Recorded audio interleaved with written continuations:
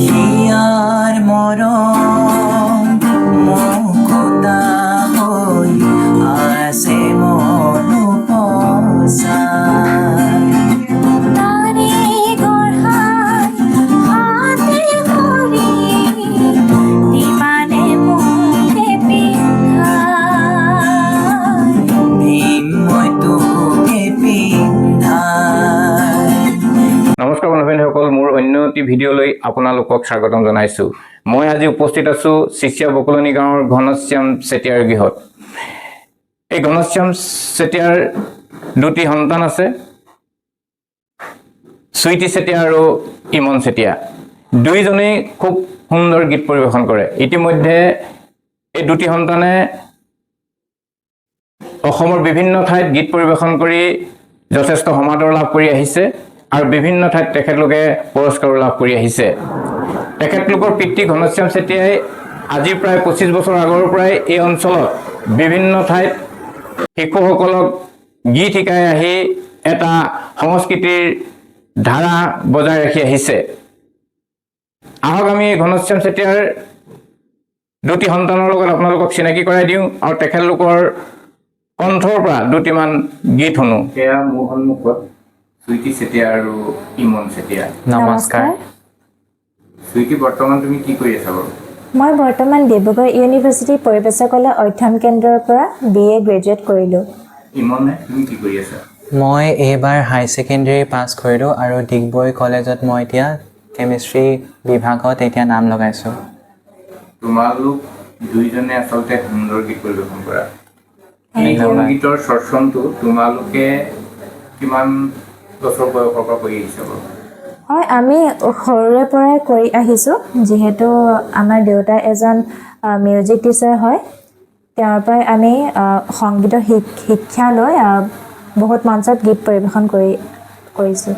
তোমালোকৰ দেউতা ঘনশ্যাম চেতিয়া আচলতে এই চিচিয়া বকলনি অঞ্চলটোৰ লগতে বৃহত্তৰ ভাদৈ অঞ্চলত এজন যথেষ্ট জনপ্ৰিয় ব্যক্তি। তেখেতে যথেষ্ট ঠাইত গীত শিকাই আহিছে সকলক। দেউতাই যে এটা সংগীতৰ এটা পৰিৱেশ এই অঞ্চলত সৃষ্টি কৰি আহিছে, তোমালোকৰ দেউতাৰ হৈ কেনেকুৱা ধৰণৰ অনুভৱ হয় বাৰু? বহুত ভাল লাগে, কাৰণ দেউতাই আমাৰ বাবেও কষ্ট কৰিছে আৰু তেওঁৰ নিজৰ ছাত্ৰ ছাত্ৰীৰ বাবেও এখন মঞ্চ দিছে, আগবঢ়াইছে। সেইবাবে খুব ভালেই লাগে। নিশ্চয়, তোমালোকে নিশ্চয় গৌৰৱ অনুভৱ কৰা। হয় হয়। বাৰু চুইটি, তোমাৰ ভৱিষ্যত পৰিকল্পনা কি আছে? মোৰ ভৱিষ্যত পৰিকল্পনা হৈছে যে মই এগৰাকী ভাল গায়িকা হোৱা আৰু এজনী ভাল ছ'চিয়েল ৱৰ্কাৰ, যেনে ধৰক মানুহবোৰৰ দুখ কষ্টবোৰ দেখি আহিছোঁ, সেইবাবে তেওঁলোকক অলপ সহায় কৰাৰ মন আছে। এগৰাকী ভাল সমাজসেৱিকা হ'ল তোমাৰ। হয় হয়। নিশ্চয়। ইমন, তোমাৰ ভৱিষ্যত পৰিকল্পনা কি? ভৱিষ্যত পৰিকল্পনা মোৰ এজন মানুহ হোৱা, এজন ভাল মানুহ হোৱা, আৰু মই সেইটোৱে বিচাৰোঁ। আৰু গান গায়ো ভাল পাওঁ আৰু ছাইড বাই ছাইড তেনেকৈ গানেৰেও এজন দুইটা ভাগে নিবলৈ চেষ্টা কৰিম। হয়। তোমাৰ চুইটিয়ে মঞ্চত গীত পৰিৱেশন কৰা নে বাৰু? হয়, কৰোঁ। কেনেকুৱা লাগে মঞ্চত গীত পৰিৱেশন কৰোঁতে? ভাল লাগে। যেতিয়া মই মঞ্চত গীত গাবলৈ যাওঁ, ৰাইজৰ পৰা বহুত ভাল সঁহাৰি পাওঁ। তেওঁলোকে মোক বহুত ছাপোৰ্ট কৰে। তেওঁলোকৰ বাবেও মই ভালদৰে গীত পৰিৱেশন কৰিব পাৰোঁ। ভাল লাগে। চুইটি আৰু ইমন, তোমালোক দুইজনেই আমাৰ দৰ্শকসকলৰ কাৰণে এটি দ্বৈত সংগীত পৰিৱেশন কৰাচোন।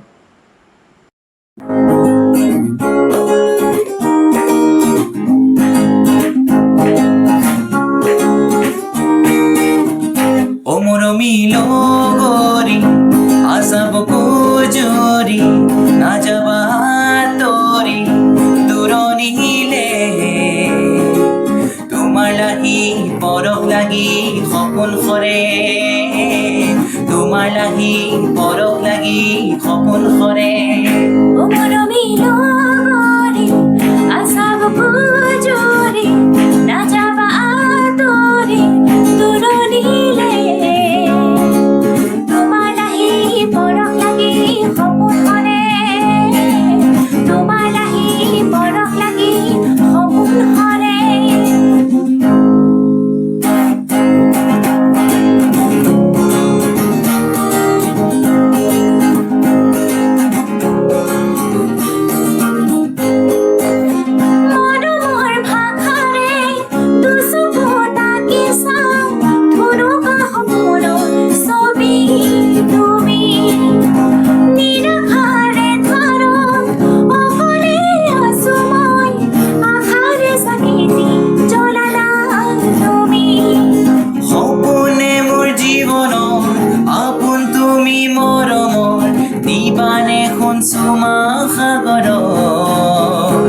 দুচকুতে উলাহতে ও মৰমী লগৰী আছা বুকুৰ জৰি নাযাবা দৰি দূৰণিলে তোমাৰ লাহি পৰশ লাগি সপোন সৰে তোমাৰ লাহি পৰশ লাগি সপোন সৰে তোমাৰ লাহি পৰশ লাগি সপোন সৰে তোমাৰ লাহি পৰশ লাগি সপোন সৰে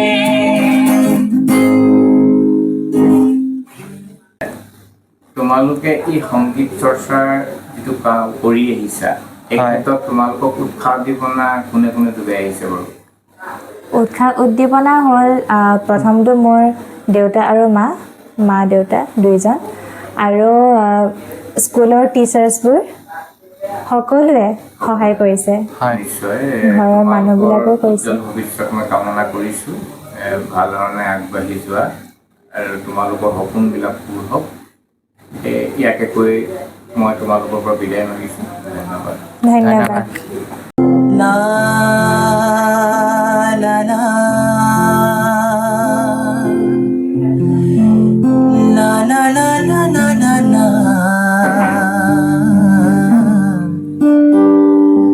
La la La La la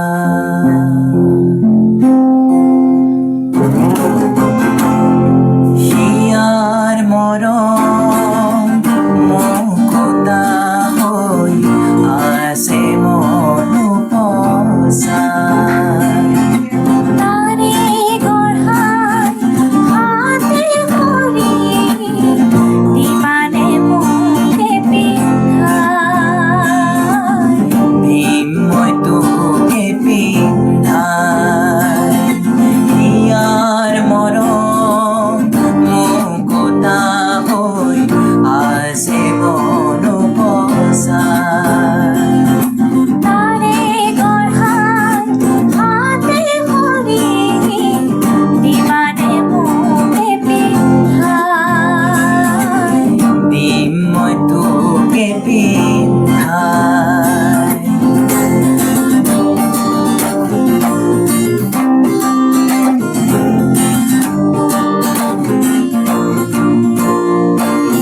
তোমাৰে মৰমত শৈশৱতাৰো পাৰ হৈ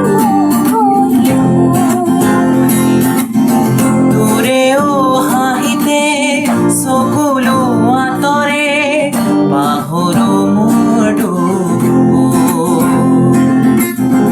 তোমাৰে মৰমত শৈশৱতাৰো পাৰ হৈ তোৰেও হাঁহিতে চকুলো আঁতৰে পাহৰো মোৰ দুখ হিয়াৰ মৰম মুকুতা হৈ আছে মন উপচাই তাৰে গঢ়াই হাতে ধৰি দিবানে মোকে পিন্ধাই দিম মই তোকে পিন্ধাই বিমানে মোকে পিন্ধাই দিম মই তোকে পিন্ধাই বিমানে মোকে পিন্ধাই দিম মই তোকে পিন্ধাই